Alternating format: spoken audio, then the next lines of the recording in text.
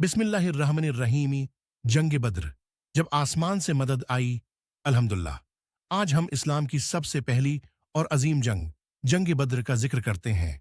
ये वो वक्त था जब 313 बेसामान मुसलमान अल्लाह पर पूरा यकीन और तवक्कुल करके 1000 कुरैश के लश्कर से टकरा गए। मक्का में जुल्म सितम था, मुसलमानों का माल छीन लिया गया, घरों से निकाल दिया गया, सिर्फ इसलिए कि उन्होंने ला इलाहा इल्ला अल्लाह कहा। मदीना में जब अबू सुफियान का काफिला वापस आ रहा था तो मुसलमानों ने अपना हक वापस लेने का इरादा किया।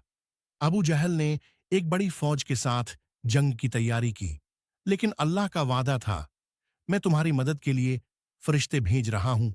सूरह अल-अनफाल नबी करीम ने रात भर सजदे में दुआ की, या अल्लाह, अगर आज ये छोटी सी जमात हलाक हो गई तो जमीन पर तेरा नाम लेने वाला कोई न रहेगा। जंग हुई और अल्लाह ने फतह अता की। हफ्ता मुशरक कत्ल हुए, हफ्ता कैद हुए और मुसलमानों के 14 शहीद हुए।